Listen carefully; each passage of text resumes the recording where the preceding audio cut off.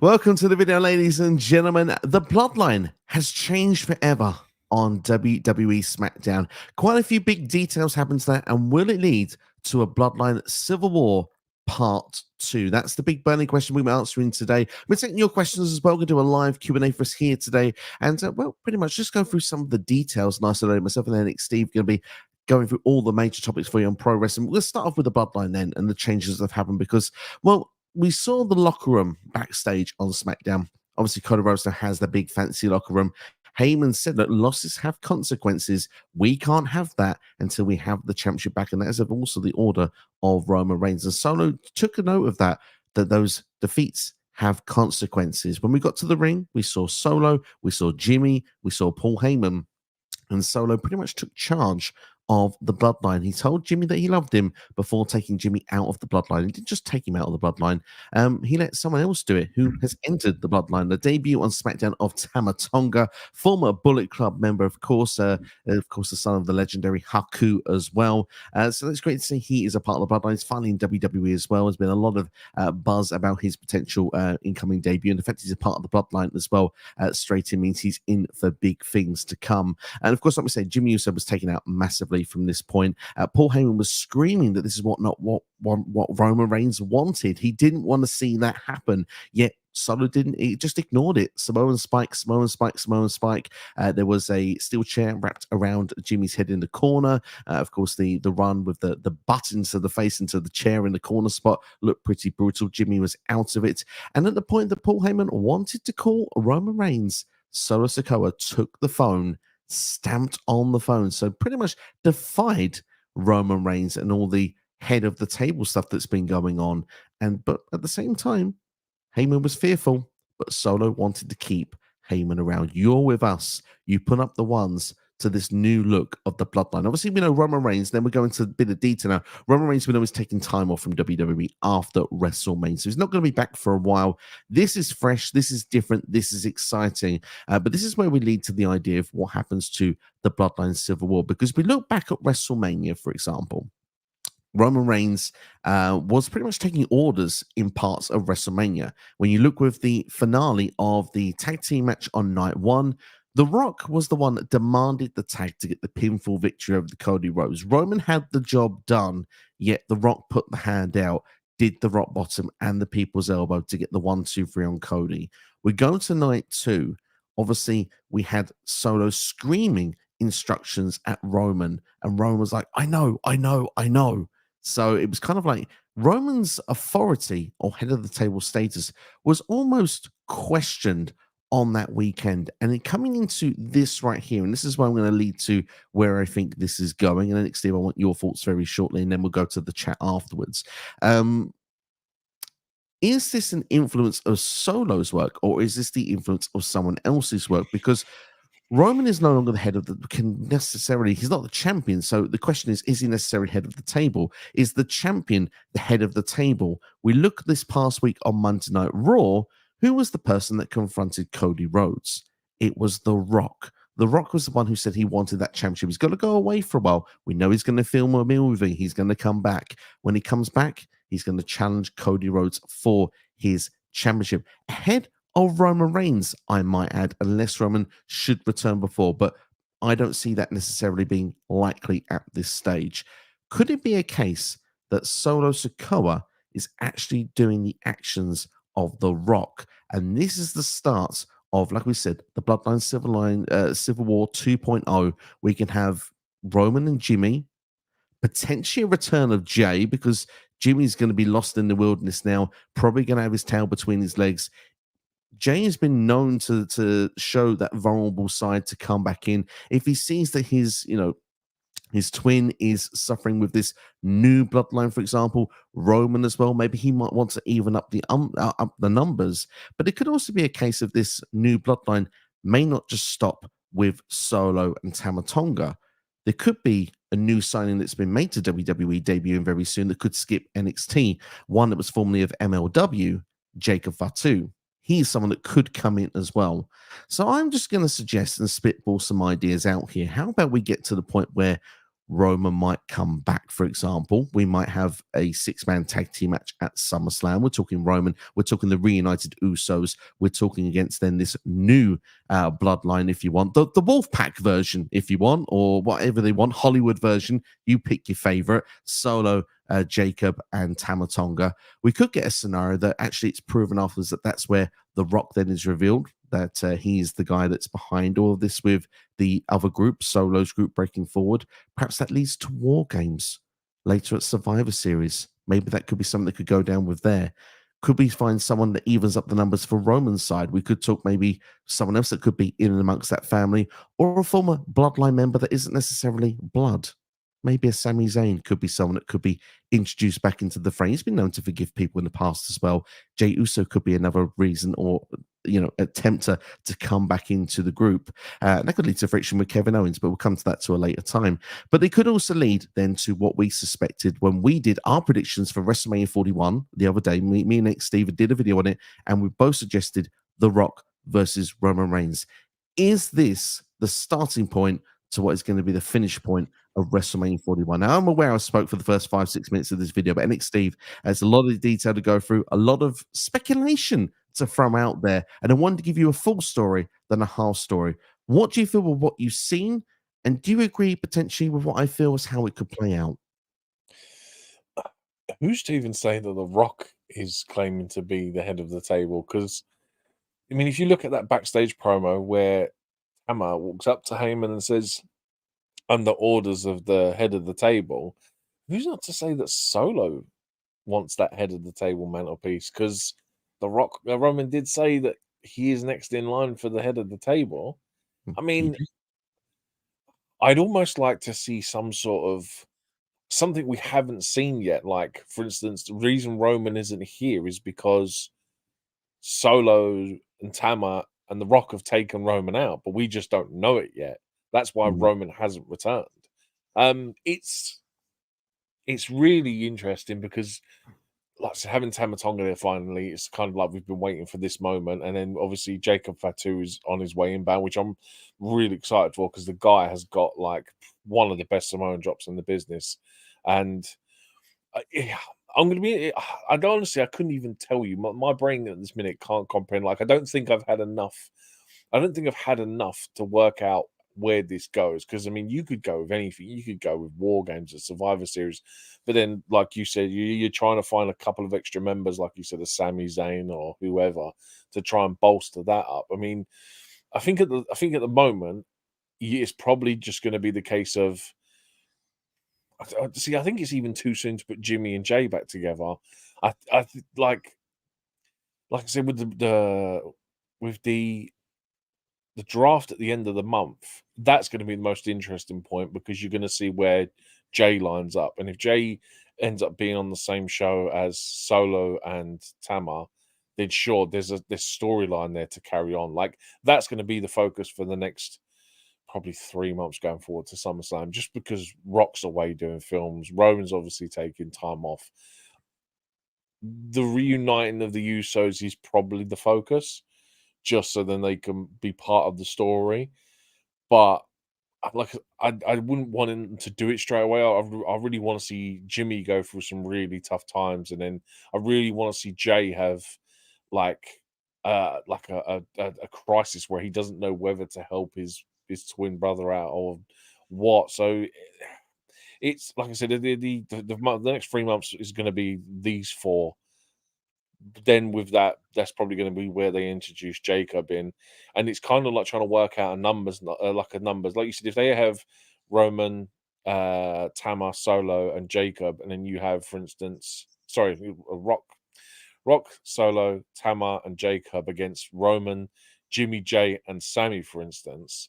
That sounds like a killer War Games match to me. That's something I really want to see because, like, it's almost I'm waiting to see if Roman goes begging to Sami. Do you know what I mean? Like, we had this great storyline with them too. We had the match at Elimination Chamber. We had the split. We had the tag team titles being lost at Mania, and to see Roman almost on his knees begging for Sami to come back and help him would be really interesting to see. But I'm sitting here trying to find another member in this bloodline that they can even use to join the group. Like, it's crazy that they've teased so much, and yet no one seems to have an absolute clue as to where these next 3, 6, 12 months are going to go.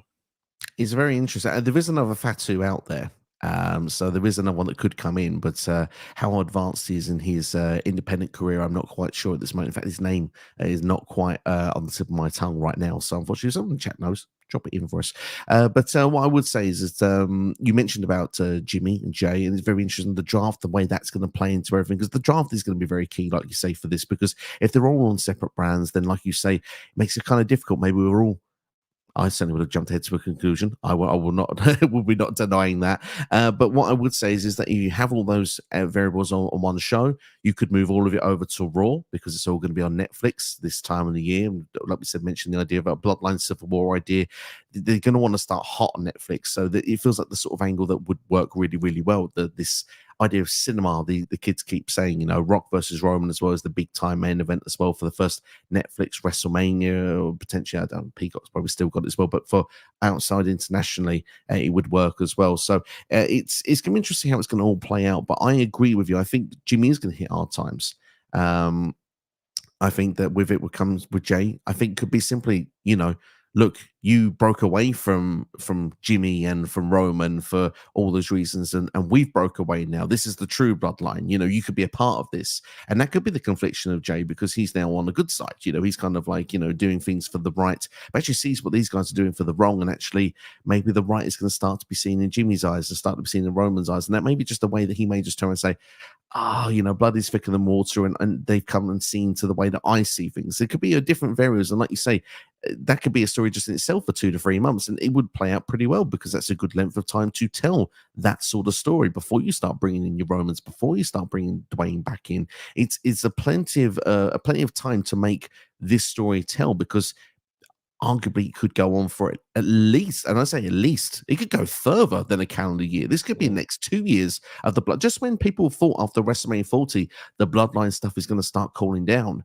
man, it's heated up, and it's really heated up in a big way just by simply the fact that Jimmy's been kicked out and Tama Tonga's in, and it's just led to speculation wildfire. And to be fair, I'm adding quite a lot of fuel to that fire, I'm going to admit. But still, at the same time, is there anything you'd like to add onto this topic before we start going towards the comment section? The only thing, like, I probably would like to see is them to start to maybe bring in people like Naomi, Nia, bring some women into this faction as well. Have like a small subsidiary story of the bloodline be something to do with the women's division, just to kind of like, do you know what I mean? Well, for starters, I think it would be good for Naomi to have a really interesting story because off the top of my head, I don't really remember that many Naomi stories that I've always been intrigued with. Nia, on the other hand, has had quite a few interesting stories, but they're all the same. Like I said, Naomi is obviously married to Jimmy. Nia is obviously in that bloodline mixture somewhere.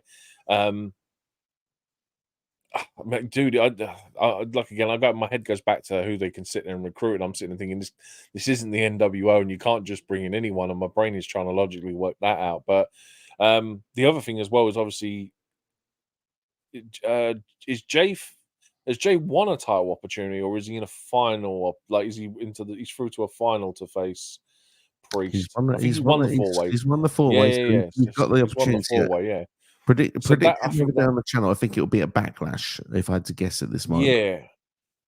So that I think as well is going to be a very key story point for the bloodline, because I don't think Solo and Tama are going to want to see Jey win a main, like they're not going to want to see him win a title. It kind of like, I don't want to say, well, I don't really want to ruin Priest's championship run as well as it is, but like, I don't know. I think there's going to be some story beats to do with that. The draft being before Backlash as well is kind of a thing as well. Like, we always get it I think we've had it a few times now where we always get the draft before a pay-per-view, and we've always got a champion going up against someone who's leaving the brand. So hopefully that doesn't mess with it too much as well. But yeah, like I said, just bring the women in, bring Nia in, bring Naomi in, have like a subsidiary story with them guys. And yeah, like with Jey having a title opportunity as well. I think that's going to play a role in it in the next couple of weeks. Yeah, it's gonna be a lot of fun to see how it's going to play out. And obviously, yeah, like we said there, obviously Jay's got this opportunity. I think it'll be a Backlash. I don't see it announced for Raw this week. So you feel, well, if it's not announced for Raw this week, we're only a couple of weeks from Backlash after that. So I would assume that the pay-per-view is the place it will be. But it's going to be interesting how it's all going to play out. But we'll go into the comments because we've been talking for about 15 minutes now. So I think it's fair that on the Q&A, we let our chat have their voice to be heard on this one. So first off, Temple Plays says, I prayed for this live stream and it happened. I prayed for this comment and it happened. So thank you, Temple. We did. We've got a case of the McIntyres this weekend. It's good to see, but thanks for being on board as always. See Nation Dog in the house with us as well, says we are going to get Roman Reigns and the Usos versus Solo, Jacob and Tama Tonga in another Bloodline Civil War. So feeling the same there.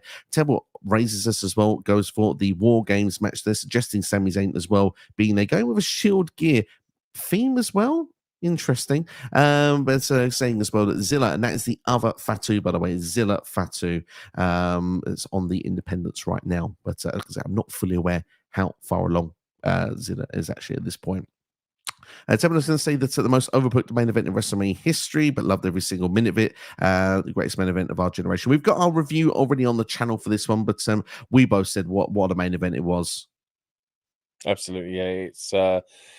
It's a cluster of a main event, but my God, even like we said in the review, or I said anyway, that Taker being in that spot instead of Austin just made it so much better because I was expecting Austin, and you get Undertaker, and that crowd reaction when they go, "Oh my God, it's the Undertaker," just made it even more crazier. It was indeed. It was very special to see indeed. And Priest says, Damien Priest here from Temple is saying that where are the people that said that Priest wasn't ready? We said he was on the predictions. Go back and check it out. We did. We said he was ready. And we actually said it would happen as well. And it's good to see that it actually did as well. Richard is in the house. Been a while since we've seen Richard with some of his spoilers, aka predictions. He reckons that we get Tama Tonga versus Randy Orton at Backlash. Randy Orton was missing this past week on SmackDown, perhaps having a bit of time off after WrestleMania. We'll have to wait and see if he'll be back next week on SmackDown. We've got here C Nation once again. They're saying that Roman Reigns and the Usos being a trio makes the most sense, as that's originally how the Bloodline were at the beginning. And obviously, it's a group in WWE. Yes, that's what we saw at the beginning of this story. Obviously, now going back a few years. So I guess it would kind of make sense in that way that they kind of all get the originators reassembled together, even though if they seem all broken pieces at this point. I think now you say that, I think Paul Heyman's going to have a really big part to play in this story as well, because he's obviously he's just a middleman. Like obviously he is the what does he call himself? The advisory to the head of the table or whatever it is. It'd be interesting to see if they do a kind of where his loyalties lie with, whether he decides to go with The Rock or if he decides to stay with Roman. I think that will be an interesting story to tell as well. It's going to be a very interesting story to tell. There's so many different variables of the way that this can all go. And I think that's what really makes this potential storyline exciting, because as I said, this may not just be 3, 6 months, 1 year. They could play this out for a couple of years if they really wanted to. And like I say, new people could come in all the time. As Temple Plays has suggested here that Hikuleo and Tagaloa's New Japan contracts end in September 2024. So they could be added to this Civil War as well. I'd still call it 2.0s. I think it's going to be going on throughout all of that. But it could even be a case that Tama Tonga has those allies there with those two coming in. Obviously, WWE were interested in Hikuleo before he re-signed with New Japan the last time around. I would love Tama Tonga to break out, because that guy on the microphone is so, like, his promos are just fantastic, and I genuinely would like to see him break out as a solo star. Like, as much as I like Gorillas of Destiny and the tag team action stuff, like him as a solo competitor is something I really look forward to and hope they do. Absolutely, yeah. If Tangaloa was to come in, obviously now we've got Tama Tonga in, would you want to see the Usos versus God at WrestleMania 41? Oh, I think that's a match that kind of has to happen, because obviously, you know, those two, God have been dominating New Japan for years, and it's always been like a fantasy booking match, like New Japan versus WWE. You got to do God versus the Usos. I think that's one match that kind of definitely has to happen. At 41, I don't know, maybe it's a bit too early, but hey, we'll see that when we get round to 41 and how the timeline is going. Like the fact that not either of us could have possibly predicted that in our predictions the other day for 41. Like, why didn't one of us think of that? It was a possibility, and not one of us sat there and thought God versus Usos. It makes sense. It can make sense. And to be fair, if it happens where they're all in WWE at the same time, it's a WrestleMania match. They just have to present God immediately as of what they are. But as you see, Tama Tonga's coming so high already, you imagine that Tagaloa would come in the same breath as well. So imagine it would all play a part as this storyline if that was to go down. C Nation does say, though, that Jey Uso should win some singles gold this year still, though. I'm in agreement with that. I like the idea of Jey Uso because he has broke away from the bloodline. And to be fair, I'm not in desperate need at this stage to see him back in amongst this story. But as we said, in 3-6 months, if it does play out as long term as that, we suggest the idea it could go back in. But some singles gold in the meantime could be good for Jey Uso. Perhaps maybe, I don't know, an Intercontinental Championship, a United States Championship. Would that be something that could be fitting for Jey Uso? I think he's earned it at this point, which is probably the more fitting thing, that he's kind of like, he's like a baby version of Kofi Mania with Jey. Like, he's earned the right to a singles run. The problem you're going to have is you've got to try and get that title off of Logan Paul before SummerSlam, which probably isn't going to happen. And with Sami winning the IC title, I'm still all for Chad Gable winning that title, and justice for Chad Gable, man. Well, as the question that's come in, we'll jump ahead to that one. Does Chad Gable win the Intercontinental Championship at Raw tomorrow in, I believe it's in, not Montreal, it's somewhere in Canada anyway. Yeah, Toronto, I think, yeah. But, yeah, it's Toronto, I think, yeah. Dude, I hope so. I hope you've speculated, well, you've teased me with the idea of a new Angle kind of character for Chad Gable with the Creed brothers, which sounds fantastic. I was hoping we was going to get this turn last week, but dude, you can't give away everything on the Raw after Mania, can you? So you got to kind of tease some things. Well, the fact is, I know it's in Sami Zayn's hometown, this one. So in a way, Yeah. this would be beautiful if they did it here.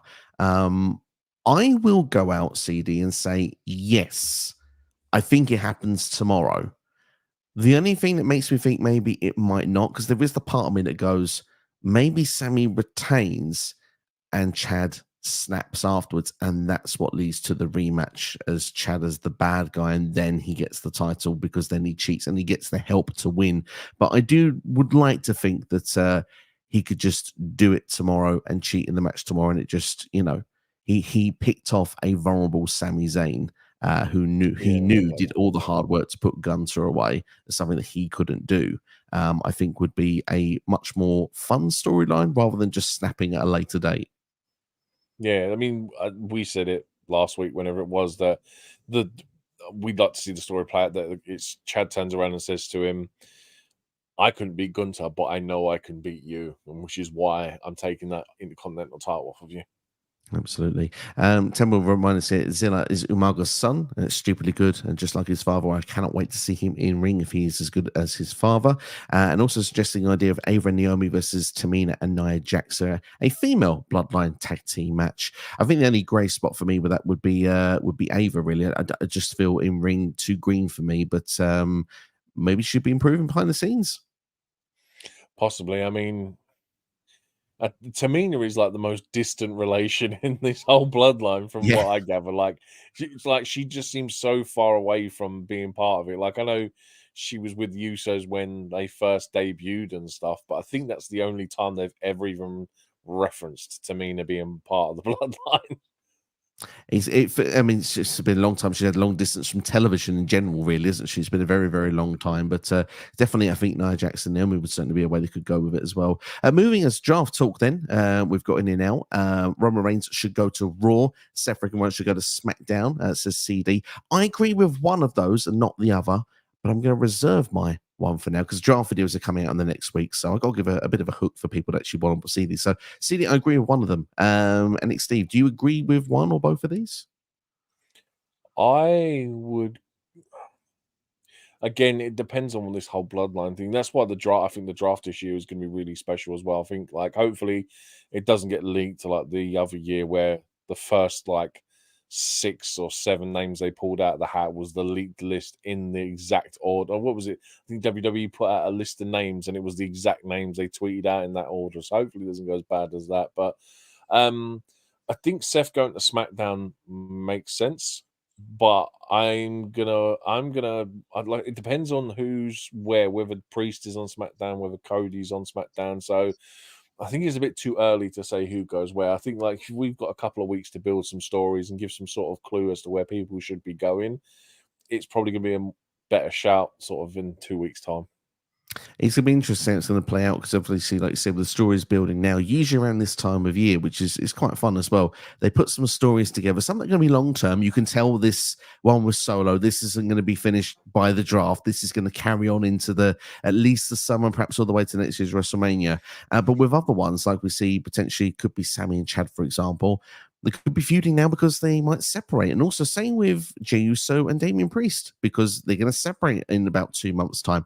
That could be the reason why Ricochet was not the one going for the World Heavyweight title. As CD says, he thinks Ricochet should have been the one because the fact he's been feuding on the Judgment Day, and Jey Uso already had a title shot against Seth Rollins a good couple of months ago. But at the same time, it could be a case that Priest will be on one show, Jey Uso will be on another, and perhaps Ricochet will still be on the same show as Damian Priest. Therefore, they can continue that feud, perhaps going into King, Queen of the Ring. So it all depends on the variables of how WWE want to play things with the WWE draft, because they've probably already got in mind, I'd say 90% of what they're going to do. Probably the last few superstars here and there might be some last minute tweaks, but they usually know. And that's why a lot of these storylines that play out now are done, because a lot of people are going to be separated. Do you think that's the reason why Jey has this opportunity now and not Ricochet, who was beating Judgment Day members on the road to WrestleMania? Yeah, but then I think WWE have kind of booked themselves into it's a great position to be in, where they have so many people that can be in a world championship position. Like they've done really well in building Bronson Reed recently.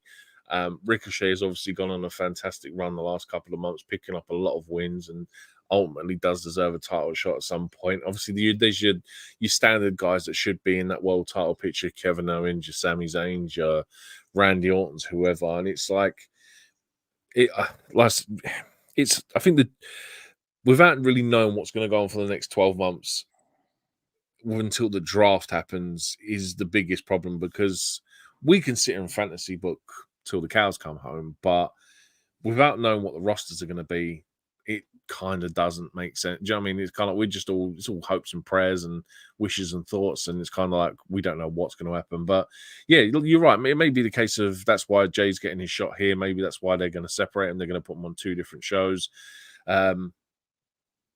But I suppose, and that's the reason why, I don't know, Jey doesn't go for the title after that, because he gets his title shot opportunity here.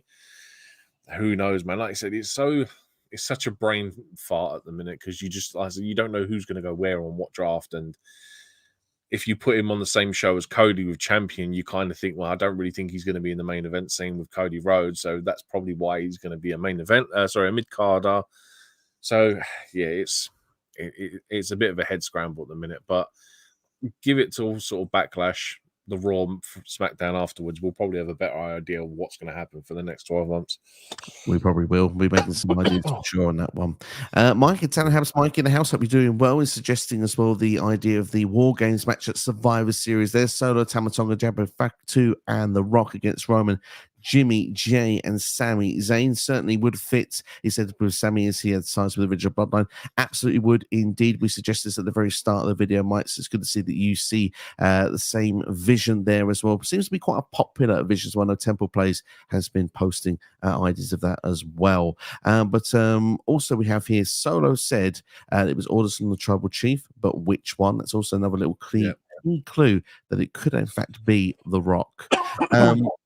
Temple says that I think Paul Heyman breaks away from the Bloodline story and Bron Breakker becomes the new Paul Heyman guy. Obviously, there was a link with Bron Breakker and Paul Heyman in NXT, but Solo's not letting Paul Heyman go that easily at this moment. Do you reckon that Heyman stays throughout the duration of this storyline, or do you reckon he will become someone that can break away and perhaps build the new stars of tomorrow? I wouldn't mind seeing Solo as a Paul Heyman guy, but then again, I'm not against seeing Bron Breakker as a Paul Heyman guy. Like, there's some great potential to do great things there. Like, obviously Solo's not really had the opportunity to be a bit of a mouthpiece, so we don't really know what his promo capabilities are like. So maybe he's got it in his locker that he can pull out a great promo, but I wouldn't be against, say, Paul Heyman being that mouthpiece. But again, without this draft, man, who knows? I mean, like, I don't think Paul Heyman will leave this Bloodline story. I think that he's been sort of an integral part the whole way through, and he's kind of been almost a manipulator or a puppet master in terms of the story, the way that he's been able to play his role. So I don't think that taking him out of that storyline really does anything for... Well, I don't think it really does anything unless you're going to put him with someone like a Braun Breaker. Do you know what I mean? Yeah, I can hear that. Yeah, for me, I would just turn around and say that I think Paul Heyman's an integral part of this current storyline at the moment. Yeah. He's almost like a part of the chessboard. You know what I mean? Like, depending on which piece you want to link him to, but he's someone that is wanted arguably on both sides right now. So he could be a catalyst, and he could be someone that could turn on Roman at one point as well. The fact he starts off like this now, saying, "Oh, you know, I want to be a Roman," but he could actually turn on Roman later on because it's just it's part. Go on. He's like Paul Bearer with the Urn and the Undertaker, yeah. Exactly. And I mean, Heyman's like has history of doing it with Brock Lesnar, with CM Punk. He's done it before. He could do it again. But for me, I would keep him as part of this storyline because I know I had the luxury to watch his Hall of Fame speech just the last couple of days. So much that goes on with wrestling wise, it takes a while to catch up with it all. But he's saying how he speaks to the likes of Braun Breaker already backstage, passes on that wisdom and influence. People like he gets to work with Rhea Ripley. You know, he has a lot of influence of a lot of people. So even if we don't see it, I think maybe Braun Breaker already is a Paul Heyman guy, if you know what I mean. But I wouldn't be against the pairing if it happened eventually. They did it in NXT, looked like it worked. Mike says Raw is in Montreal tomorrow. It is Montreal. But just when we thought the Bloodline story was done, Triple H is making it even better and more interesting. I think we're getting some unexpected twists and turns leading to WrestleMania 41. The rumor I heard was that Roman Reigns is apparently going to have the greatest story this next 12 months. Like, it's something that's never been done before. That's the rumor coming out from the dirt sheets. And it kind of you sit there and wonder, like, wrestling's done a lot of stuff. Like, what can you do that's possibly going to be the biggest thing they've ever done in terms of storyline? So, man, I'm so glad I get to be a part of this ride because, dude, I'm looking forward to it, man. My passion for pro wrestling, sports entertainment is just like in the last, dare I say, since Roman Reigns won the world, like the WWE title, it's kind of been on a rise ever since. Do you know what I mean? Like, all right, we've seen some questionable stuff, some stuff that everyone hates that I like the zombie lumberjack match. I thought was fantastic, that people hated, but. Dude, do you know what I mean? It's just been on a steady rise, and like now there's stuff that's come out today where, like, well, the last 2 days where Vince is completely separating himself from TKO. He is going to officially be no longer part of the WWE in any sense. He ain't going to earn a penny from him once he sells the last of his shares. Dude, man, it's a really exciting time.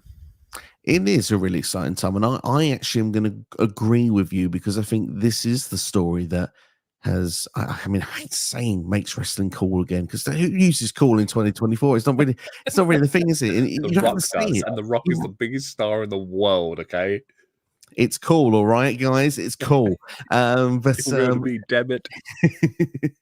But like the thing is, this is the storyline because it started so great as well. I remember when they first did a Q&A and it was like, yeah, we've got a Jey Uso match. Oh, it'll be, you know, this family thing, and it'll move on after a month. It seems a bit of filler, and then and it's still going on about 4 years later, and it's been like the best storyline WWE's ever done. It's got a few long moments. Don't get me wrong, but I mean, all in all, this now was taking another twist, and you kind of go, just when you think yourself like, okay, we're going through like a couple of sort of like down periods, now we're really back up and everyone's hyped about it again. So it's exciting. It's a really good story, and we've had some great championship defenses from Roman and storylines throughout this period. So I would agree with you. I think since 2020, it has been getting better, and under Triple H in the last 2 years, it's only got better and better and better. And now, I mean, we're talking at a high level where even people that were not watching wrestling for a long time are now back in.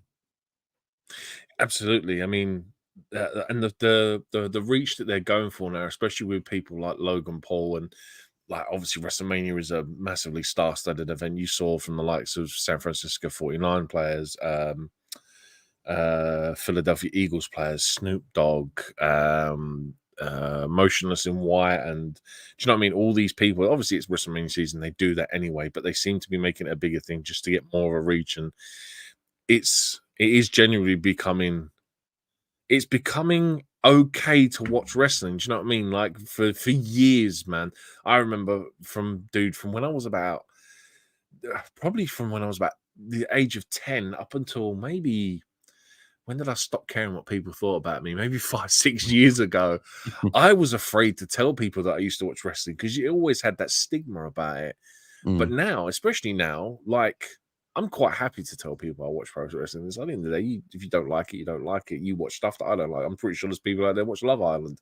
Can't stand Love Island. But, you know, you do you, I'll do me. But, dude, it's like, it's just such a, like, I've had so many people message me, like, people that I know that were fans of wrestling that have just got really back into it, especially in the last 6 months, especially since the build to Mania, everything just before Rumble season. It's just been amazing to see, man. And wrestling's becoming it's not so much of a dirty word anymore. It might be it might be a rude word to say at some point, because it almost feels it's going to go back to the Attitude Era, where, do you remember your mum and dad wouldn't let you watch it because it was pro wrestling and they'd be swearing and stuff in it? And it's kind of going back to that way again, where we're going to get mums of like 7 or 8 year old kids just be like, no, you can't watch that, it's full of rudeness. Absolutely. And we're already getting like a Regeneration X in there, so it's creeping back in. So Love it. You never know. But hey, this isn't PG either. Temple Plays. What if we get a Jey Uso in our Truth segment saying Truth is saying he's also with Little Jimmy? Can we step away from Little Jimmy, please? I think that's such a. There's been so many questionable things over the time. Mental health, I think, is not one of the things to go with. It's such a topical subject nowadays that they need to stay away from stuff like that. Like, hey, it's entertaining if you're an old enough fan, but I think that they have to really watch what they do going forward now with certain things. Like, we won't get any more. Is it Katie Vicks? We'll get no more of that stuff. I don't think we'll get any more Little Jimmys. No more Eugenes. Do you know what I mean? It will be it's going to be a very watched product, and I think they have to just be really careful with what they book. Absolutely. And I think that could be a blessing, to be fair. With all the things you just mentioned, we probably won't be booking. That could lead to a very bright future, especially if you are going to go a bit more risque, a bit more edgy as well. But obviously, I've seen that they're looking to go edgier, but they are a bit cautious of the sponsorships thing still. I have seen that as actually now in reports now as well. So it's going to be interesting how they balance the two out so that they actually can keep everybody happy. Eric Douglas in the house. Eric, thank you for joining us. Hope you're keeping well. Saying about Rebellion, Moose defending his title against Nick Nemeth. Apologies, yes, there is not going to be time to do a live stream for TNA's Rebellion show. So it's going to be a pre-recorded video back to the old style for this particular show. But looking to do Slammiversary and Bound for Glory live later this year. CD says, Rich Swann and AJ Francis tag team name is First Class. I like that tag team name. It's quite a cool tag team name, to be fair. Mike here says, Chad Gable uses heel tactics to win the Intercontinental title and assaults Sami, leads to Sheamus returning and saving Sami. Sheamus sets his eyes on the one title he never won. Of course, Sheamus will be returning on Monday Night Raw tomorrow night. That has been advertised, and that could be a great place to bring him into because it is the one title he's never won. It is. It kind of ruins my plans for WrestleMania next year. So, you know, I'm kind of like, we'll see how it goes. But yeah, always good to have Sheamus back, man. He is a guy that, like I've said a couple of times before, my opinion of him the last 2 years has drastically changed. Like, I wasn't the Sheamus's biggest fan, but my God, they put him in the ring with Gunther and Drew, and magic happened. And yeah, like I'm all for Sheamus, man. I really want him to win the IC title now. Absolutely. Double Raids, and knew this as well. Tama Tonga is not related to the Bloodline. No, he's part of Haku's family. That is true. But Rikishi and Haku have been tight. And obviously they treat them like family. So and then I was just explaining that below there. So for those that aren't aware, Temple's put that to you right there. He thinks that Seth Rollins is going to be added to Roman Usos and Sami Zayn team due to Rollins being Roman's shield, just like Seth was Cody's. Well, of course, Seth apparently is hurt at the moment. Obviously, wasn't featured after WrestleMania. His contract is due up shortly. I imagine he will re-sign, but I imagine a bit of time away is expected for Seth Rollins, probably in the near future. Obviously, Becky Lynch which wasn't on the Raw After Mania either. Very unwell at the period, but also has a book to promote and also has a contract coming up as well. So we're interested to see what happens with those two. Mike here says, don't think fans want to boo Sheamus at this stage of Sheamus' career. I want to see Sheamus' old theme returning. What's your... I'm a fan of that old theme, to be fair. I always sing along to it. I actually prefer his new one, if I'm honest. I think his new one's killer. I think maybe it's a case of I'd heard his old one so much that I'm kind of put off of it. But I like the aesthetic of his ring entrance, the way the spotlight, the lights go down and it comes up with him standing on the stage in the spotlight. I just think he's great. I've always loved his new music. Absolutely. We've got a question from Eric. Says, how does it help Sami to lose the IC title already? It gathers more sympathy for Sami Zayn. And it also builds a new star in Chad Gable. That's pretty much the goal here. Everyone is more invested in Sami because, well, we've had the longest reigning IC title run of 666 days with Gunther. For Sami to lose it in 2 weeks, it's a bit more of a shock value. And the fact as well, like, it'd be something different, something exciting, I suppose, with these long title reigns. So I think Sami would gather the sympathy. And plus, if they do it correctly, they can build to Money in the Bank, which is going to be in Toronto. And my early prediction from about 4 months ago, Sami's going to win Money in the Bank. And that dude is going to cash in. He's going to be a world heavyweight champion at some point next year. The guy has, his part in the Bloodline story alone makes him feel like he deserves a world title run. Absolutely, indeed. I agree with that. And Sami, I agreed with you as well as that prediction. I'm starting to get a backup prediction. Should I share the backup prediction? It's not asking the questions. Okay. If he doesn't win a world title again between now and Money in the Bank, someone that is very hypocritical in WWE right now is one Drew McIntyre. He's been cashed in on twice. Thinks it's a very cheap way to win a title. Yeah, I thought that. That could be a fun way for him to win his next one. But then that obviously means Clash at the Castle Scotland, he doesn't have the championship in front of fans because it's later than that show. But I am wondering if CM Punk may be back in time for that show. I don't know. I'm speculating a little bit here, but he seemed a lot better at WrestleMania already. And he has said that he felt good himself. He even said during the Arahawani interview that he felt he could have wrestled at WrestleMania, but they're taking the precautions and they're taking the steady steps to keep Punk being sensible at this stage of his career.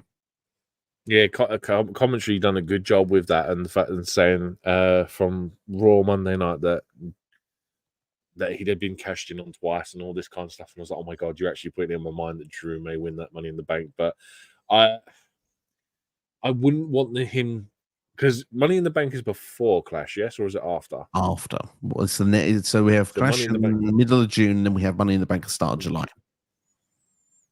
Right, yeah, and King and Queens before that, right, yeah.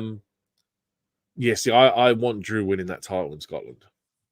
I think that has to happen. Like, we were robbed in Cardiff. I'll say it again for the 493rd time on this show that we were robbed of Drew winning that title. Don't get me wrong, it worked out for the best. We got Cody winning at WrestleMania this year. But yeah, I think Drew winning that world title for Priest in Scotland is kind of a dead cert.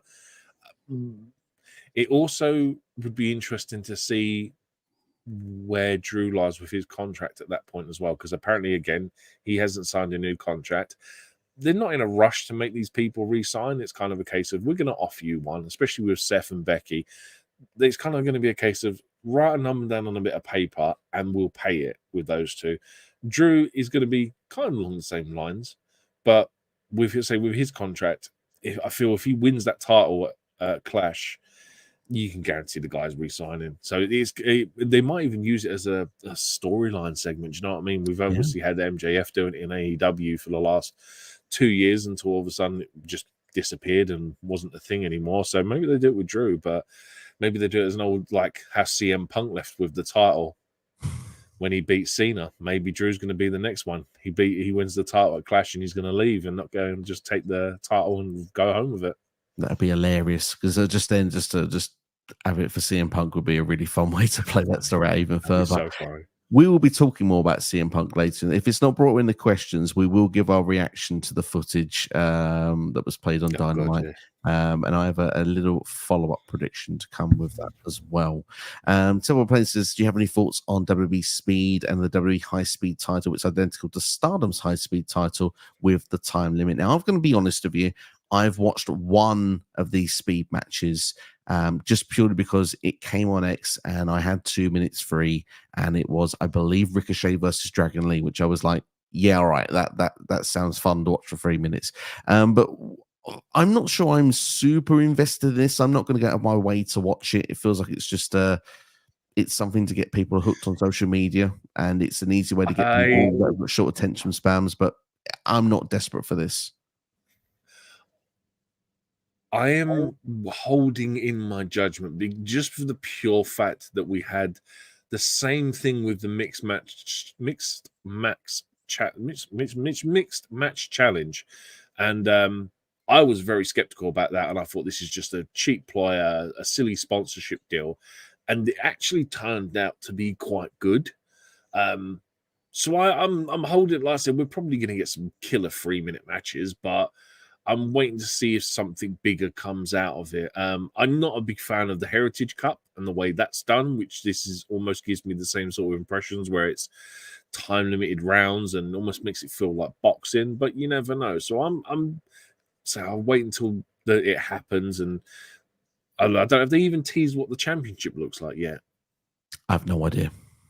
Okay, yeah. So yeah, I'll just wait and see. Really, and like I said, hopefully it's going to be kind of like how what's the end? It's almost like what's the NXT one they do? NXT it's like the kickoff show or the. No, it's like what do they call it? It's like the Sunday Night Heat that they do with NXT, and it's like it's always on YouTube, like every Wednesday. Level Up. That's the one. Level Up. It's I reckon it's going to be something kind of like that. But it's all going to be stuff that this is going to be more beneficial for if you're attending a live show, really, because I think this is where most of it is going to be done and then just broadcast on X. Do you know what I mean? Well, with people having shorter attention spans and stuff like that when they go onto their TikToks and Instagrams, look, everyone's guilty of it. We all do it. It's good for grabbing that market, but I do feel as taking it further, I think it could be quite detrimental. But hey, we used to get 2-3 matches on Raw all the time back in the Attitude Era. That was pretty much, we had WWE Speed every single week. So maybe it's something that might just catch on and become the actual trend of the shows once again. I'm just looking at the bracket layout. It almost looks like a cruiserweight bracket, apart from Bronson Reed. Oh, really? Ricochet, Dragon Lee, JD Madonna, Axiom, Bronson and Reed, Cedric Alexander, Johnny Gargano, and Angel. That's literally a cruiserweight division, apart from Bronson Reed. There you go. It is. Maybe does Bronson win it?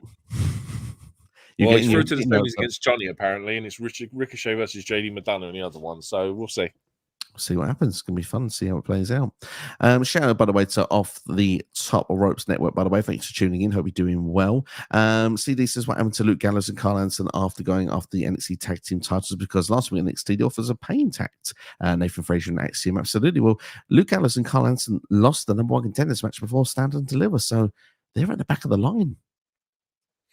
Yeah, it's unfortunate, but do you know what? Maybe this reinvention of AJ Styles brings them back into the fold, or maybe they rehook up with Tama Tonga. That's always the thing. Those guys have history and all that kind of stuff, for life and all that.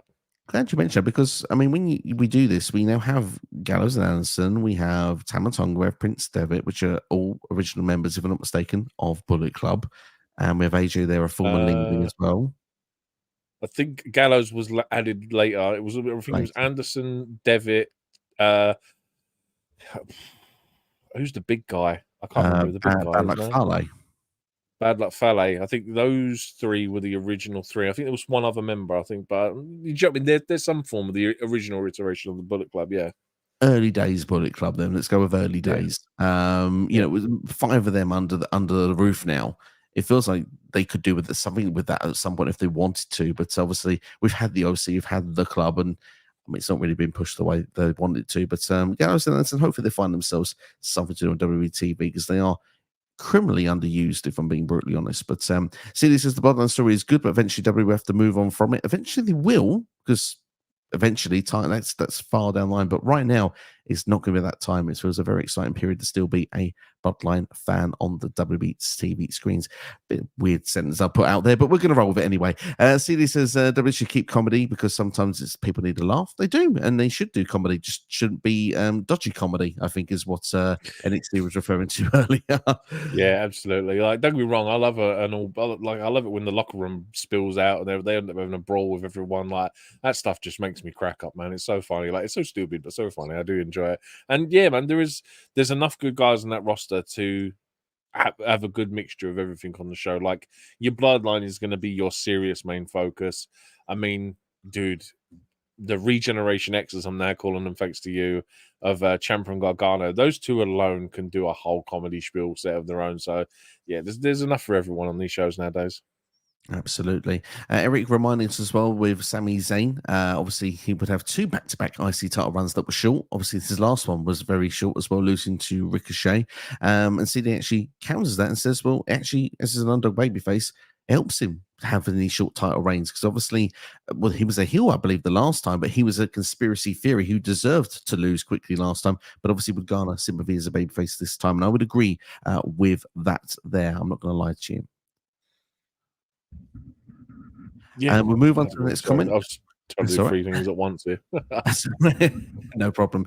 CD says, not going to lie, I want Speedball Mountain to win the TNA Tag Team titles this Sunday at Rebellion, so First Class can beat Speedball Mountain to win the TNA Tag Team titles at Bound for Glory. Obviously, Speedball, Mike Bailey, and Trent Seven will be going for those Tag Team titles against Eddie Edwards and Brian Myers of, I forget the name of the group at the minute. It's gone a bit blank for the second. The System, I believe it's the System.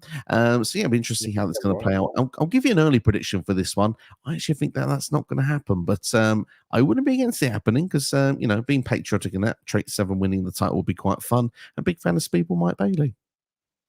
Yeah, Trent is one I wouldn't be shocked if he didn't make a comeback to WWE in the next couple of years, especially if Pete Dunne and Tyler Bate have a rise over the next couple of years as well. It's going to be interesting to see how it all play out. Nubico, thank you for joining us. Hope you're doing well. So it seems like Jade and Bianca are going to be a tag team if they win the women's tag team titles. How long until they hold the women's tag team titles before they break up? Obviously, they were a team this past week on SmackDown, obviously, after WrestleMania as well. Naomi seems to be the one going for the women's championship against Bailey. I had actually predicted originally that Jade would be the singles run and it would be Bianca and Naomi as the tag team. But if they want to do Bianca and Jade, that's totally fine. I think they will win those tag team titles if they continue as a team. And I think they will hold them for most of this calendar year. Yeah, I'd like to think that as well. Maybe Survivor Series, maybe just afterwards. Well, no, Survivor I think is the last pay-per-view of the year. I think, yeah, that's probably going to be your best bet. I would go with that as well. I mean, I think they're going to want to give Jade a strong run as like with her first title, especially if it's going to be a tag team championship. And Bianca, obviously, she had like a year-long run with the WWE, like the SmackDown title when she was champion. So those two, yeah, I'm agreeing with you. They'll probably go to the end of the year. And if that does happen, I would say that would be likely the WrestleMania match if it is the direction. Yeah, more than likely. Mike says, what does WWE need to do to make sure when Roman Reigns returns that fans accept Roman as a huge babyface? Personally, he needs to stay as the tribal chief, but with a very slight twist. I don't wonder what the very slight twist would be in Mike's opinion, but it's a very good question. A very good question. What does Roman Reigns need to do to be accepted by fans? Obviously, is it the fact he's been screwed out of the group? I already know what they need to do. They need to have The Rock turn on the Roman. Oh God, words confuse me sometimes. Me not so speak so English so well. Rock will turn on Roman and he will take that necklace off of him. I forget. Apologies, I don't know the correct terminology for wording for it, but he'll hold it above his head and he should write Roman off of TV for a period of time, and then make his comeback against The Rock. And that should be how they do it. And that way you've got this massive heel in The Rock who just goes on this absolute dominant run. And then kind of like Y2J, save us Roman Reigns. Do you know what I mean? He comes back and is the savior. And that's how we get our Mania match. Does The Rock beat Cody Rhodes? And that's where Roman needs to save us from the final boss who's just taking over WWE. Oh, I really don't want to put that title on The Rock. Neither do I. No, I'm not gonna- I think it would be poetic justice that Cody Rhodes has interference to win because of Roman Reigns. So The Rock is screwed over by a measure that Roman used for 3 years. That's a good point. That's a good point. Cody doesn't need to be saved, but I think for the terms of the story wise, it kind of makes sense that Roman has screwed over people for 3 years by getting people like Solo to interfere in his matches. I think if it's then done against The Rock in the same kind of way, almost like, do you know what I mean? It is Rock, it is Solo, it is Tama, 3-on-1, and Roman makes the comeback, saves the day. Cody wins, retains his title. Do you know what I mean?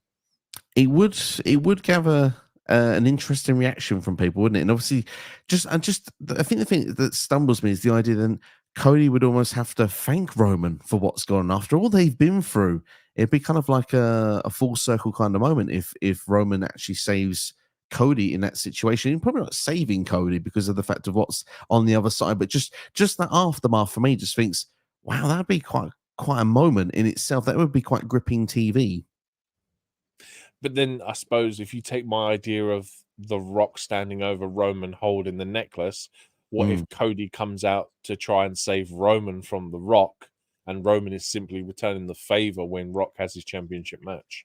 Because Interesting. Cody's that kind of guy that he'll like, dude, we've seen him bring Jey Uso over from SmackDown to Raw because, you know, he believes in the good person in Jey Uso. So Cody will believe that there is a good guy in Roman Reigns and he doesn't want to see him get beat down from behind by someone. So he's going to come out and try and save Roman Reigns. Then they both get laid out. We then build to Rock versus Cody at SummerSlam or wherever. And we get the same thing. Roman returns the favor and says, I'm not going to let you get beat down how he beat us down in the first place.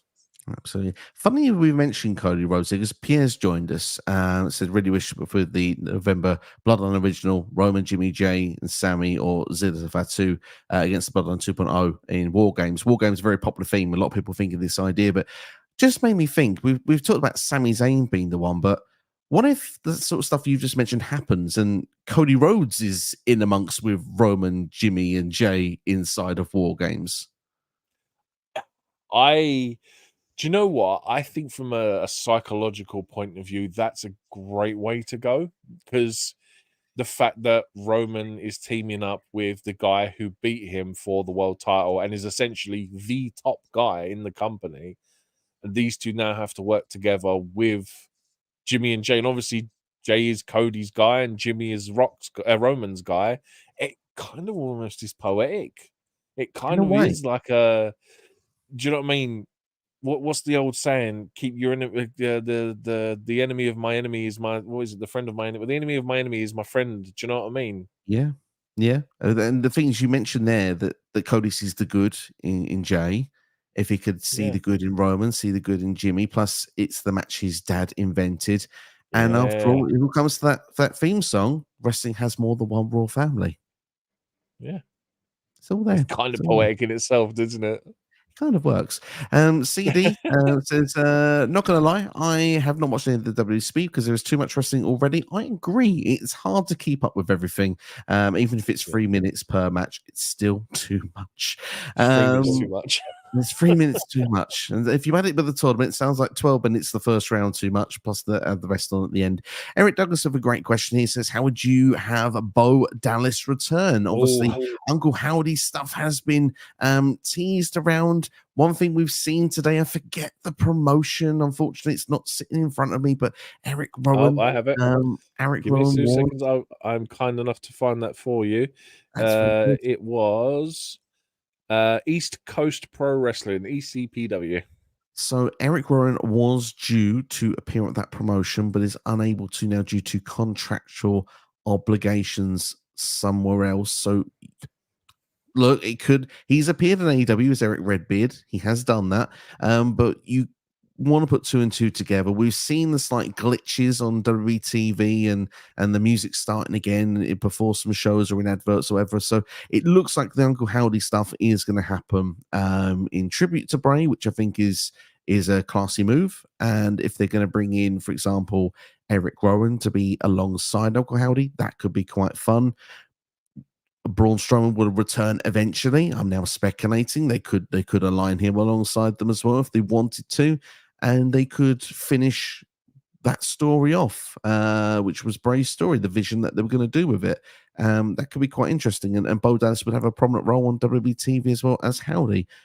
I'm not sure how I would necessarily bring them in, if I'm honest, because it's quite a supernatural style storyline, and the fact that it doesn't have, Bray there as well. It'll be interesting who would be a part of this group. I mean, another name could be thrown. Could be Alexa Bliss. To be fair, she also been a part of this world in the last couple of years as well, and obviously she's had a little one, but she possibly will train and return at some point.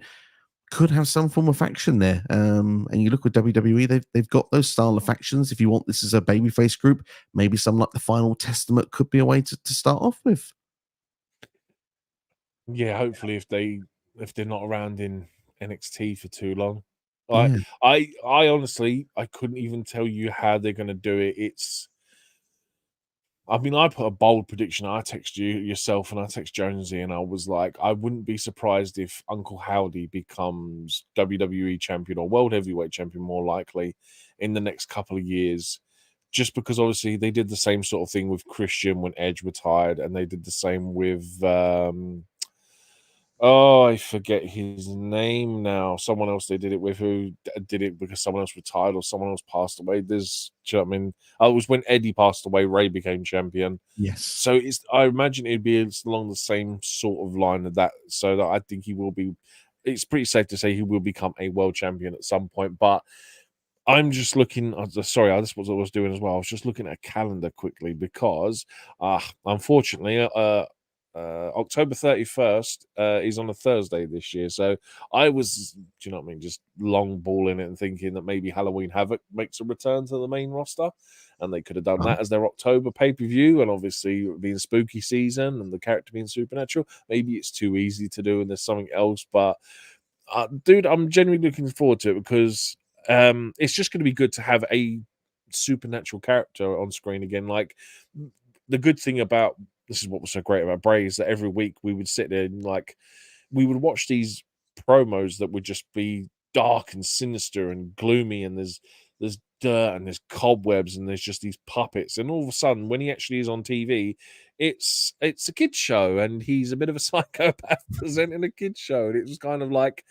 okay, I don't know what to expect to this, but I kind of like it. And I'm not saying they're going to go down the same way, but it's always fun when they do a supernatural character because it allows them to almost be a little bit more creative with some of the crazy spots. Maybe we'll get another zombie lumberjack match, hopefully.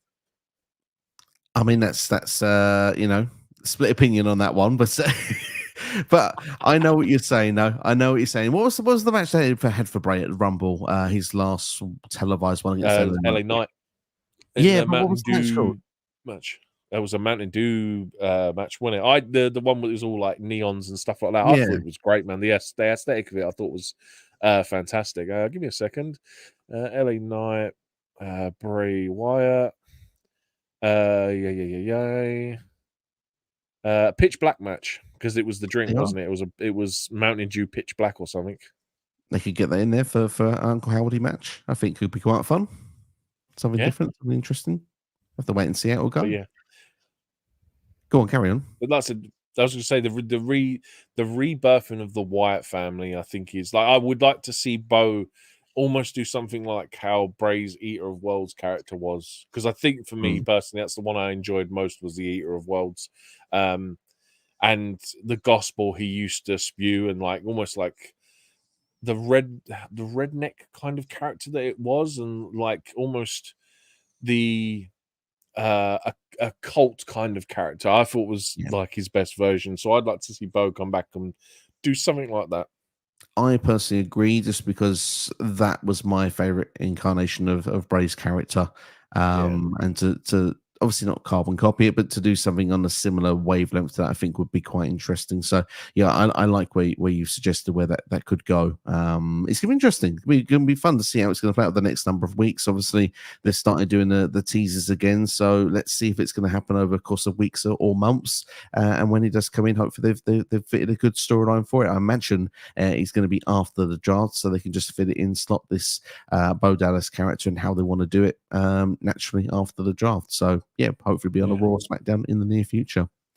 PS says, I really wish we did get two bloodlines just like WCW got the NWO separated with the black and white of Hollywood Hogan and the Wolfpack with Kevin Nash as the leader. It seems we could be going that direction. We don't know for sure, but we're speculating that it could be going that direction after this past We week. still need at some point to have an Uso penitentiary match. Like, I know it was teased years ago. I think it was between Mankind and Undertaker that they were planning on doing a wrestling match on what's the famous prison in San Francisco on the island?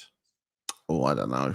My brain. You know the one I'm talking about. I know what you're talking about, yeah, but it's a bit late my time, and my brain's. But that's what I'm saying. Obviously it's now a tourist attraction in San Francisco, dude. Throw an Uso penitentiary match inside an actual prison, dude. Tama Tonga. Tama Tonga and Solo versus the Usos in an Usos penitentiary match. Go for it. It'd be like a boiler room brawl. That could be fun and cinematic as well. Have it cinematic. Yeah. I can really have. Yeah, The work they're doing. That would be awesome. That would be good. Yeah, you're bang on the money there. I mean, to be fair, just to do that sort of style, then the camera work WWE is doing right now is different level at the moment. I'm loving the new shots they're bringing in each and every week. It's making it really fun, exciting, and fresh. Watching the TV screen, it's not so stale as it's felt for the last 20 odd years. But CD says, not going to lie, still can't believe Roman Reigns' title ended a week ago. Yeah, it seems strange to say that Roman is no longer. His new render came out on WWE.com, which has actually been used for this thumbnail. Credit to WWE for that new Roman Reigns render that's been used.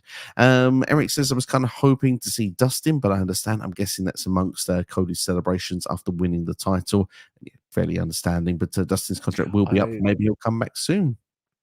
I imagine he will be in the backstage thing for the WrestleMania if they release it. Like I imagine he was there. Like, do we even know if he was actually at Mania?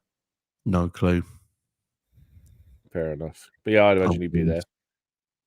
I've had just about enough time to watch the shows. I mean, I know WWE is releasing so much footage and pictures and everything afterwards, but it's very difficult to keep up with everything that's going on at the minute. CD says Braun Strowman could return in that Uncle Howdy storyline, but don't forget Braun Strowman is technically still in a tag team with Ricochet.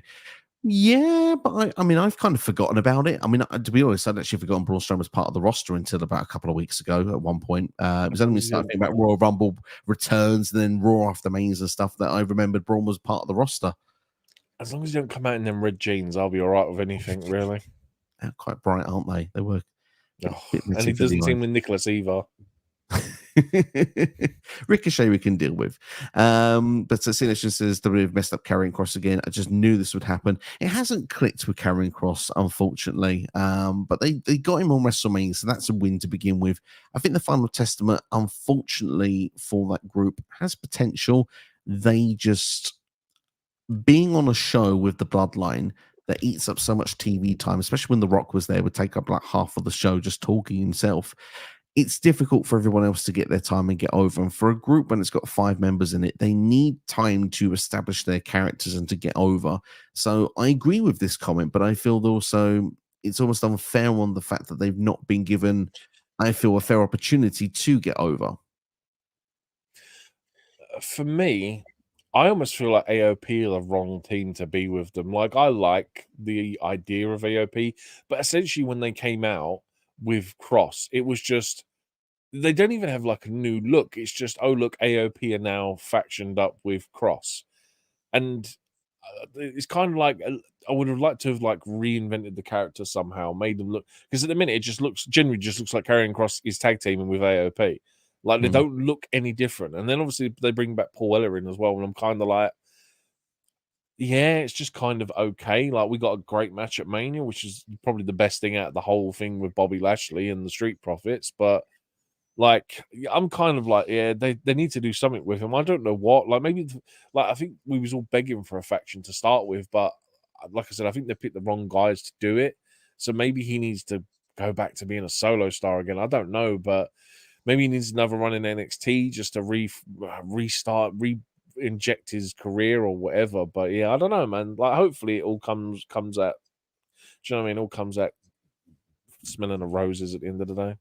I was coming up Millhouse. I thought you were going to say for a second there. But I should remember that next time. Absolutely. But I think the fact they've gone to NXT could be a good thing. I will predict early. I think this is one of my little wild predictions there. It's looking too far into the future, but I think Karrion Kross versus Trick Williams could be the NXT title match for Battleground. I know we've got Spring Breaking beforehand. I mentioned we've got a lot coming up this next week. We've got Rebellion, we've got Spring Breaking. It'll be predictions later on the channel. We've got AEW Dynasty, or Dynasty, I prefer. So yeah, there's lots of prediction channel videos coming out soon, but this is what I think could be Karrion Kross's future, especially if AOP do get those NXT tag team titles. But I think they need away from SmackDown. That's the thing I will give away as a draft feeling. But we're going to go through 4 more comments, and then we will talk about CM Punk and Jack Perry on AEW Dynamite to finish the stream today. And I'll have one more of these wild, bold predictions to finish off as well. Jason from Wedge, thank you for joining us. Hope you're doing well. Says Uncle Howdy, Alexa Bliss, Eric Rowan, and Braun versus the Judgment Day could be a good feud. I agree. That would be a very fun feud. That's a good shout. I like that. I like that a lot. I really like that a lot, actually. Thank you, Jason, for that comment. Eric says, I want to see Bo return like Bray. His disciples could be Grayson Waller, Liv, Braun Strowman, and Eric. Maybe a couple of call-ups for one man, one woman like Cora and Carmelo. So basically seeing this White Six idea still coming with Bo Dallas. For me, I prefer... Sorry? It's supposed to be teased, apparently. The whole White Six thing is still a thing. Still a thing, but it's a possibility, Eric. You could get it. I like the idea of going back to the old style original Wyatt family, or people that have had connections to Bray in this going forward, rather than bringing new people in. But if they go with the White Six, I'm happy to see it play out. And like Eric is doing here, is actually trying to make some new stars as well, or taking current stars and solidifying them as bigger stars in amongst the big group. So I do like the direction that Eric is going with that. And Eric is so happy, by the way, that Priest, his favorite right now, was holding the World Heavyweight title. Eric, very happy for you as well. Been calling that for years, by the way. Eric's wanting to see Priest in the top picture in WWE. Now seeing with the World Heavyweight title, I can imagine you are ecstatic. CD says WWE still has the Universal Championship listed as an active title. Why? I don't know. Yeah, we were told it was going to be phased out. It's not phased out yet, so I guess we just have to wait a little while. But yeah, we'll give it a chance. Wait and see until after the draft. You'll probably find that's going to be their excuse to give Cody his new title. Like when he gets his Winged Eagle title, like his 2024 version of whatever that's going to be, that's probably where they'll stop using Universal title. Absolutely, I hope so. I want to see the Winged back. That's something I really want to see. Andre, thank you for joining us. Says Jimmy and Jey versus Solo and Tonga. Certainly could be a fun match if that is going to play out. We've talked in heavy detail, Andre, at the start of this video. I'd recommend now going back to that at this point, because we're going to turn our attention to the AEW all-in footage in a couple of seconds' time. But does also suggest that Jey Uso and Sami also adopted brothers before. So there you go. Bit of fun knowledge for you there. So let's talk about then, to finish off. This is that we've done with the questions. So thank you everyone for that's been involved with the Q&A. You're all absolutely amazing as always, and you do keep these streams going so well as you always do. If you've enjoyed it, make sure to hit the like button, share with a friend, and subscribe as well. But we want to just quickly talk about AEW Dynamite this past week, and particularly we want to talk about the all-in footage. Now, we were in Wembley Stadium when all of this took place. We just weren't backstage. We were sitting probably quite high in some of the stands. You were in the stands, and I was high up in the stands. I was the one with the nosebleed. You were fine. But at the same time, great view though. It was a good show. But with all the stuff that was going on, CM Punk obviously had described what had happened on the Errol Hawani interview, so that he was able to do so and gave a recollection of what he thought would happen.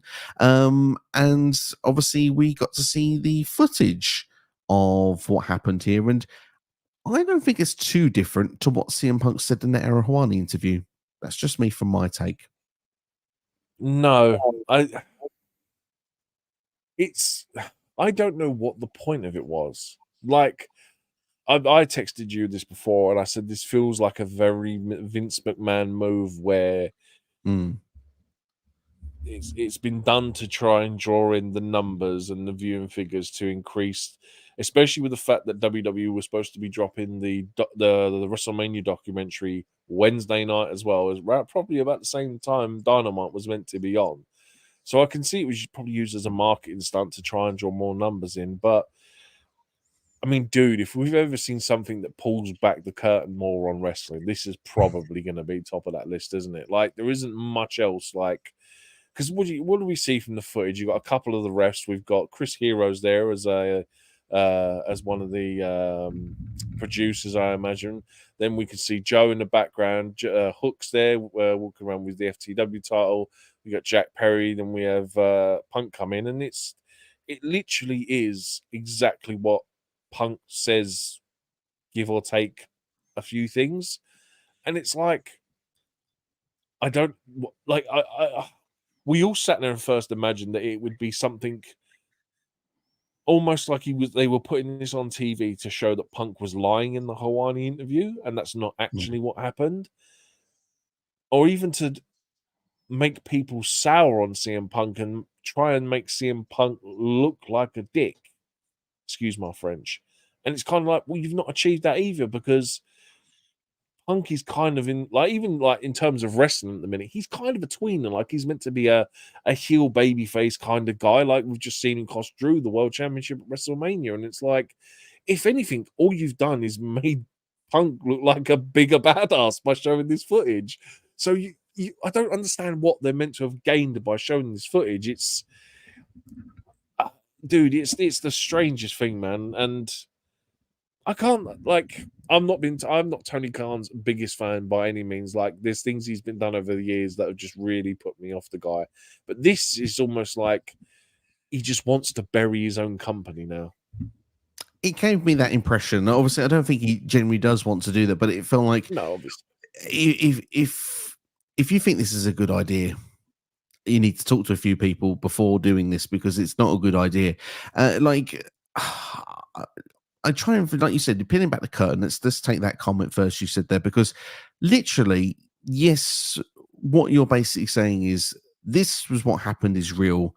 Everything else you see on this show is fake, is basically what he's saying, or is predetermined, is storytelling, is scripted. You're taking away the suspense of disbelief of what actually you're watching, because everything else that you watched on this show that happened on AEW, someone beat someone up backstage, which we see on a weekly basis on every wrestling show that happens, was worse than this. This was 6 seconds. This was two guys talking. There's no audio, obviously, so we have no idea what's being said. That is actually context as well. If you're having footage, you need audio. But there won't be, because it's CCTV footage, and CCTV doesn't record audio. Like, I know a lot of people were banging on about it, but over here in the UK, CCTV is not recorded, doesn't record audio, so there'll never be any audio footage. No, exactly. And the thing is with that takes away some of the context. You know, we don't know what was said to happen. It doesn't look like it was, it looks like these two guys have a conversation. Yes, okay, it looks like CM Punk goes for Jack Perry first, and then it's pulled apart within about 6 seconds after it happens. But it feels like it's a nothing moment. And obviously Punk then does sort of like turn towards what could be Tony Khan. We can't see Khan in shot. We can't see who Punk is screaming at. But obviously Punk does say, look, he screamed, "I quit, and I'm not going to be a part of this company." It's the last time we saw Tony Khan. But it's just like you said there further on, is like, CM Punk is someone that they're wanting to embarrass. Yet the thing is, on their TV show and their roster and their show, they've spent about 8 months trying to get past this, because that was probably a point where AEW started going downhill a bit. Like, All In was like the big success, watching this big show happen. All Out, by the time it got to that point, AEW felt like it had taken a 180 nosedive. And all right, the show itself was fantastic, but it had no storyline build. All these matches were just made on Dynamite and Collision randomly. And then they spent a few months after that, trying to build up the reputation of the company. That was like, again, with this brawl out, brawl in, and all this stuff goes on backstage, and then you have these MJF carried a bit. complications with MJF. Yeah, you have it as well with Sammy Guevara, and Eddie Kingston's had problems in the past as well. And you just think, goodness, it's a real drama backstage of what's in this place. It gives us like this reputation of a toxic style environment from things that you hear. It may not be, maybe very harmless and very nice backstage, but for all the stuff that we hear, sounds very different. And I think it affected what was going on in front of the curtain, because it was, again, stuff that's going on behind the curtain that's affecting it and making you take away from what you're supposed to be enjoying, which is in front of what you see on your TV screens each and every week. Over the course of the World's End and the Continental Classic tournament they did, and then the build to Revolution, which I thought the Revolution build was fantastic, to then go back to this was just like, what are you doing? Because it like you say, we're opening up old wounds, and it's just like, it doesn't do people any good. And if you look where they went with it afterwards, which is, it's been used for a storyline because the Young Bucks lost All In to FTR, and they're blaming that was the reason to come along. It's like, okay, right, that's just stupid. Full stop. Is just very silly. And obviously, then we had FTR trying to make something as well. And I think this match has been turned to a ladder match since I've seen online. So it's going to be interesting to see how they play with it. But I do have a prediction of what I think is going to be the result of all this, regardless of how bad and stupid and awful decision this was, because everyone was chanting CM Punk at the Young Bucks and apparently at the screen as well. Everyone seemed to side with the person that left the company, and the company were the heels. And I think Tony Khan, it felt like, almost presented themselves as the heels, which is just a very strange thing to do if Punk is in the wrong with the situation. But here's going to be my prediction, where I'm going to make a spin on this, and this is where it's going to go a little bit weird. A couple of weeks ago, the Young Bucks have been involved in this tag team title tournament, and I think it was after Punk had made the interview of Errol Hawani. The Young Bucks looked at the TVs, looked into the cameras and said, "Scapegoat, go loving your work." They have this tag team title match with FTR coming up at Dynasty for those that want to say it properly. And I have a feeling, this is the bold prediction. The bold prediction is, I think the Scapegoat Jack Perry is going to return to AEW, is going to be the reason that the Young Bucks win those AEW tag team titles. They've aligned Okada a part of their group. They will get Jack Perry as a part of the group. It will build to their version of Blood and Guts War Games later in the year. And I think Jack Perry, who has been in Chicago, a part of New Japan Strong this past week, fans in Chicago were cheering Jack Perry because he was basically playing off of the CM Punk stuff all throughout his match and appearance. And I think he's going to do the same in AEW. I think he's going to do the signals of, like this, actually apply the go to sleep, maybe adopt it as his new finisher, because it's going to be an FU to CM Punk. And I think in the process, he will have a lot of heel heat, but I think with people that enjoy wrestling and enjoy this sort of thing, he's going to kind of get over at the same time. Can you see Jack Perry imminently returning to AEW? I know he's been doing stuff, I believe, with House of Torture in New Japan Pro Wrestling. Obviously, he's been doing New Japan now for about 6 months. Does it feel the right time now, after this has happened, to bring Jack Perry back to AEW TV?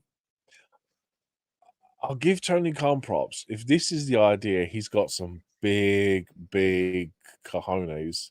If this is the plan, is to reinvent Jack Perry as some major heel. But then my worry is that you're discrediting FTR. And I think that's for me is the biggest crime. Like, yeah, by all means, what you said could and probably will happen. Like, he probably does want to bring Jack Perry back. He's like an AEW original, and like they still have plans for him in the future. And from that footage, you can obviously tell that why he's been outcasted was essentially for no reason whatsoever, which kind of, again, goes along with what you're saying, that, yeah, that probably is what they're going to do. But this, for me, is just going to completely overshadow the fact that this is meant to be a story about two tag teams that are meant to be fighting to see who is the best tag team. And if you have someone like Jack Perry come back and ultimately cost FTR this tag team title, I think that's going to cause more problems in itself. that's my biggest worry, because it's always been like FTR, CM Punk, FTR, Young Bucks, tag team wrestling, and if to cost a decent tag team match for the sake of trying to rebuild someone, I think is a very brave move, and whether it pays off or not is going to be interesting to see. But I would then think that this is probably going to lead to, depending on their FTR take it, I can't imagine would you really want to stay in a company where your work is being essentially pushed aside to make someone a bigger star? I mean, depends if they were on board with everything. Apparently, they were on board with the CM Punk footage Exactly. going out. They went along with the promo afterwards as well. And the thing that I think could make this work as a story, I mentioned about the blood and gut stipulation. Obviously, War Games seems to be a very popular topic today. But obviously, Okada has issues with Pac, has had issues with Eddie Kingston. You look then with the Bucks have got problems with FTR, and obviously with Scapegoat coming in, if he does, if Jack Perry does come in, you can have a scenario here where the EVPs can say, well, look, you were treated as a scapegoat. In our eyes, we've seen it, but you weren't in the wrong. Like, we're EVPs. Doesn't matter what everyone else says around here. You're with us. So that's the kind of thing of bringing him back in. It's kind of like he's almost protected under that group going forward, and they can use that for major heat for the Bucks, but also for Jack Perry, and they could even be trios champions or something like that if they wanted to carry that lineage going forward for them further into the year. Obviously with Okada as part of that group as well, Okada can be your guy that goes for the AEW World Championship. Jack Perry can be the one that goes for the TNT title, and the Bucks are for the tag team. So they have their levels of this super EVP style group of cleaning out the professional wrestling, because they want to get rid of the old timers. Young Bucks have got this vision of how they want AEW to be. So to have Jack Perry come in and say he's actually a part of our vision because he is the scapegoat, kind of could be interesting. I just think for me, it's a story I kind of want to see play out now. I was not interested in seeing Jack Perry come back, but I think if he does come back in the way that I've seen over with that idea for one, but then also for what the clips I've seen of him from this New Japan Strong show that was in Chicago, the same show that John Moxley won the IWGP World Heavyweight Championship from Tetsuya Naito as well, which Moxley will return to AEW this week with that title. But I think it's interesting, and I think to see the reaction that Chicago ended up almost getting on side with Jack Perry by the end of his match makes me just feel a little bit like maybe they're onto something, and maybe they could work something where it could actually work into Perry's favor long term. Can be wrong, but I think it's going to happen. Whether it's going to prove out to be another WCW 2000 moment, I think time will tell on it. Yeah, and I think like they've got to do something, because if you look at I think there was online photos of the crowd attendance from Dynamite, and it was like the building was like 2/3 empty. It was shocking to see. Like, this is meant to be your alternative. This is meant to be, I mean, I don't know, maybe WWE are doing something right and it's just drawing people away from it, but it's not like AEW's boring. It's not like it's uninteresting. Like, there's great wrestling every time. Like, yeah, all right, I might not be, I'm probably more of a WWE guy than I am an AEW fan, but like, there's still great stuff to watch on there. But they need to do something. Maybe you're right. Maybe this is the whole storyline. And like I said, dude, we could be sitting here in 2 months' time, 3 months' time, turn around and be like, my God, what a great storyline that they've managed to pull off with this. And it's completely rejuvenate the company, and like they're back to where they were a couple of years ago, essentially pre-Punk, and like they're really starting to do numbers again and starting to get great things going. Maybe that is the case, man. Like I said, I hope it does work out for him. I just hope Tony Khan knows what he's doing, because this has been the problem half the time. Is it kind of like he knows what he's doing in some things, but other things he hasn't got an absolute clue. I would agree with that opinion. I would say that I still think even with everything they've done, airing that footage was, in my opinion, the wrong move to do last week on AEW Dynamite. However, it's happened. it looks like it backfired. I believe it has backfired when you look at the reactions to everyone. I don't think it's done that great of a jump in the ratings. I think they went up less than 100,000 people more. If they were looking to get back to the millions, they got nowhere near it. So the thing as well that they're copyright striking everyone that puts the footage on X and stuff like that, and it's like, yeah, but dude, you put these on a TV show, and then they cut it from the YouTube because I didn't watch Dynamite, and I watched the YouTube clip the next day, and the impression I got was that the Bucks don't actually show any footage because it just skips and then goes back to them, and I'm like, oh, and I text you and said, oh, so what, they didn't actually show the footage then?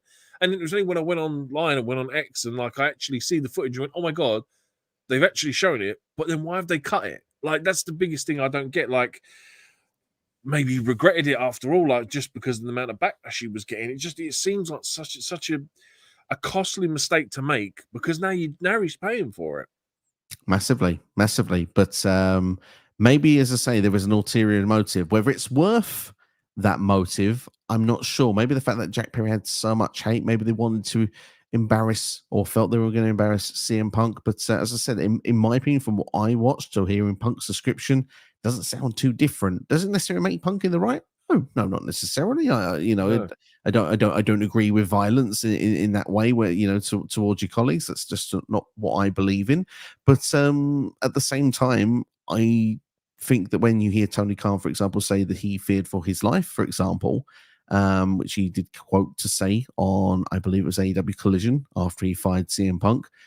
For me, I personally don't see that, but that's from what the clips they've shown.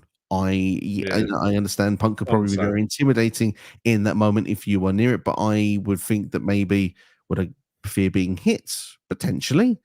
Would you fear for your life? For me, I think it's an opinion. I think it could show more negativity towards the AW side than to Punk himself, and I think it's been shown for that from the reaction from people. Yeah, I'm the same as you. Like I said, it's so, was it sticks and stones may break your bones, but names will never hurt me. And that was kind of the impression I got, that Punk was annoyed. He said he quit to Tony Khan. And that was the other thing I wanted to say as well. The fact he says on Ariel Hawani that if you still went out and did the match, because then he explained his reason why. One of the reasons was the fans, of which a lot of them were probably there to see me. I won't lie, Steve. I was there to see CM Punk. I'd never seen him before. I'd seen like him and Sting actually were the two reasons that I really went, because I'd never seen Sting perform live. I'd never seen CM Punk perform live, and I think that was the reason why I went to that show. And that's the reason why I'm grateful that I did go.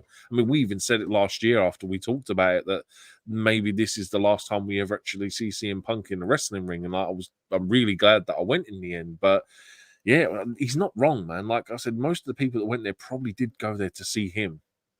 Can't lie, I was one of them. Look, I wanted to be a part of the experience. I wanted to see yourself. I wanted to see, my best friend James as well, who I attended the show with as well. And I was wanting to be a part of that experience, that atmosphere, like you say, the biggest show there was. But when it comes to, what wrestlers do you want to see most? Of course, CM Punk was like top of the list, because it was like it's CM Punk. He's been a part of some of the most historic wrestling moments that I've enjoyed over the last 10, 15 years of my life. So I just put myself, like if to pick one, I think he would have been the one. I mean, if I get the opportunity to go this year, I would say Bryan Danielson, Adam Copeland would be the two top reasons to want to go this year. Probably Will Ospreay main events. Will Ospreay main event. I mean, Will Ospreay was certainly in there for me as well. Would be probably the next one under Punk for last year. But if you talk about names that weren't last year, this year, I think you're talking probably, Edge, Daniel Bryan, and Sasha Banks. I'm going to use the WWE names there just to wind the AEW fans there for a little bit.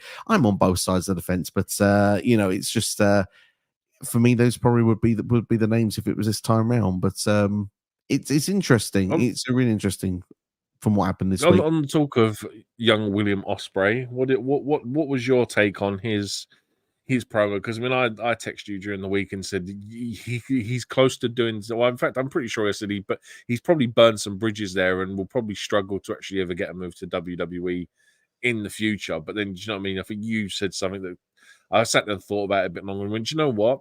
It could actually work out in his favor, and he could end up getting a couple of extra zeros at the end of his check if he ever does go there. But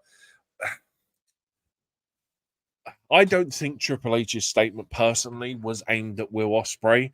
I think that his statement was aimed at the old regime of how WWE used to be, where it was a case of you do Raw, you go and do house shows Tuesday, Wednesday, Thursday, you do SmackDown Friday, you do house shows Saturday, you go home, and then you go back to Raw, and you just repeat that cycle every week.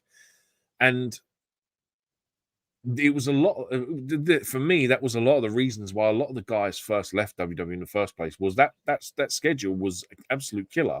And from what I get, they don't do that many house shows anymore now. They do Raw, they do SmackDown, they do maybe a couple of shows over the weekend, maybe one or two throughout the week, but it's not as bad as what it used to be. And I think that was more what Triple H was getting at. I don't remember ever Ospreay ever saying that he it was because of the schedule that he couldn't do it. It's because obviously he had priorities in his life. He has his partner, he has his partner's child to think about. And like I said, I don't even think Triple H's comments were ever personally aimed at Ospreay. I think it was just like maybe like I said, really aimed at the old regime of WWE. It's the hearsay, isn't it? Because like you say, I mean, I haven't seen this where Triple H has said it, but it was on the Pat McAfee show. I've not, again, to find time to see these bits. Something like that, yeah. One or the other. And it's just, for me, I just look at it and say to myself that it seems to be the hearsay that's got to Will Ospreay, and apparently I've seen different reports suggesting that this was something presented to him. Then I've seen that he apparently came up with the line itself. I mean, here nor there, it's what he said on TV. But I do think that when you look at the combination of the Punk stuff, then to point, it just like WWE lives rent free in the head, it feels, of AEW. That's how it came across. Yeah, obviously, the line itself is tasteless. Obviously, you can see Renee is not too impressed with it. I mean, but my understanding, she's also friends with Stephanie, which doesn't look good from that side of things. It's not calling out one person here; you're calling out more than one person by making a comment like that. So it's not an ideal comment to make. However, Will Ospreay thought we needed to make a response. He chose to do it through this. He chose the word grind. I can see why he's put 2 and 2 together. I think on this occasion he's got 5 in how it was put over. But I do think the rest of the promo was fine. I know a lot of people do not like Will Ospreay promos, but I actually quite enjoy. That's quite a big thing I've seen this week. Isn't a lot of people hate this guy, man. And for the guy that's been knocking out the park from a pro wrestling standpoint, dude, people just seem to hate him when he's on a mic. They do. And I don't understand why, because I think he's just organic. He's real. Just because he's from the UK doesn't mean he needs to sound like a blue blood and drink tea. Do you know what I mean? Like he's a different upbringing. So and that's, do you know what I mean? Like it's like saying like just because some New Yorkers watching and someone's from Wisconsin or from, I don't know, Alabama's talking, it's like, oh god, we got a problem with this person, they're from Alabama. It's like, come on, like everyone sounds different from where they're from and how they talk. And Will Ospreay's just he's got a realness about him. He's got energy and about he's real when he talks, and that's something I engage with. Like it's his life story. That's how he. Do you know what I mean? That's him. Like that's what the great thing about the independent scene is in New Japan, is that he can just be him. He doesn't have to be a character. And I think this week it just seems to have, I think a lot of people just really grinded it, to use a phrase loosely, he's grinded the gears of a lot of people. Absolutely. Use the word grinding again, but you did it in a very well manner though. But what I will say is, just to close it off, I do not think it will harm a future if he was to ever be offered or have an opportunity to go to WWE on it, because Cody Rhodes destroyed the throne the first Double or Nothing, and he's the current WWE champion. So I don't think never say never. I think if anything, Triple H probably laughed if he heard the comment. Okay, whatever. That's what I imagine the reaction would be. I can't imagine he spent too much thinking about it. Guess who's going through NXT when he does sign for WWE though? Exactly. But I'm sure Punk was probably, probably laughing at what was going on as well, to be fair, especially if you heard the reaction as well. So I just think a lot of it's probably backfired. But hey, we're going to wrap things up there, ladies and gents. I want to say a big thanks to everyone that has been watching and staying with us, despite the fact that we have just been talking ourselves for the last sort of 15, 20 minutes of the stream. But appreciate everyone that's been sticking around. Hope you've enjoyed us talking about CM Punk and Will Ospreay and footage and grinding and all sorts of things. It's probably a good time to really call things. Really, it's getting late where I am, but I want to say a big thank you to everyone that's watched. If you enjoyed this, and if you're watching on delay as well, thank you all for checking out the video. Make sure that the like button, share with a friend, and subscribe as well. And of course, as always, a big thank you to the main man, NX Steve, sitting next to me. It's always a pleasure to have you involved. Dude, always a pleasure to be here, man. Like I said, I wanted to talk about some of this stuff for a while because obviously it's just been a bit manic with Mania week, but it's fine. We're good. We've got it out there. We've talked about Punk.